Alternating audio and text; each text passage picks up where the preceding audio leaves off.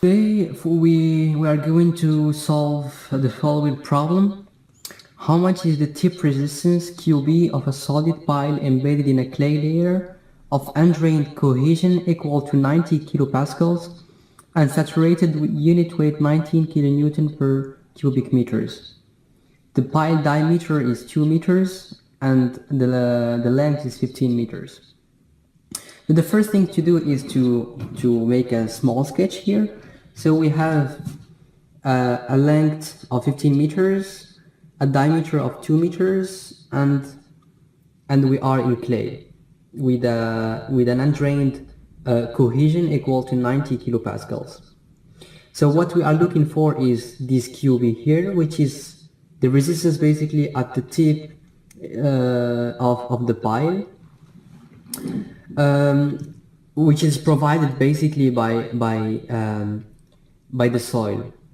So the thing is that, like, to understand basically what is happening is that if we have, for example, a force here, and from, for example, let's say this is a column from a bridge, for example. So we have a bridge here, and this is the support.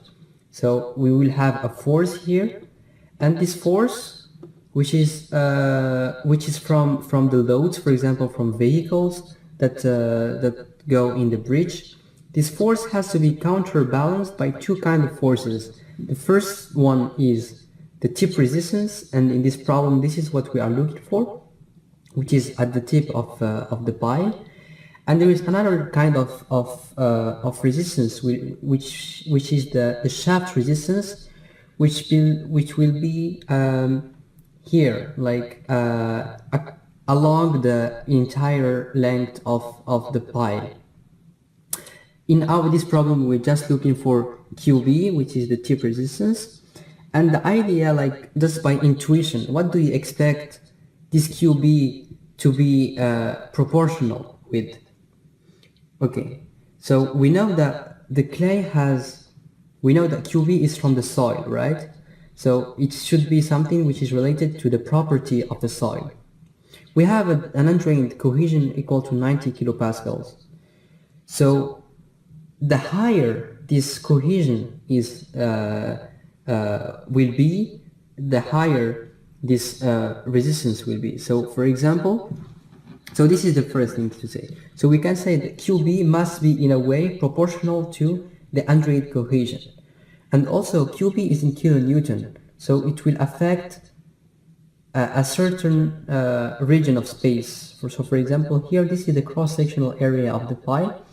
So it should be also proportional to the area where the force will act, right? So we can write also that the QB is proportional to CU, and it's also proportional to the cross-sectional area A. The area is, of course, just this, so we have a diameter of 2 meters. We can compute the area just like this, very easy. And then, so the thing is that the only thing we have to look for right now is the coefficient of proportionality. So it's proportional to CU and A, but the really what is happening is, like, the formula is QB is equal to NC times CU times the area. And for this particular problem, we have NC equal to 9. Usually this is the case because we have a circular cross-section. So let's just assume we have this data. We have that this NC is equal to 9. So in this case, we'll have QB is equal to 9 times 90 times pi, which will give us 2.545 meganewton.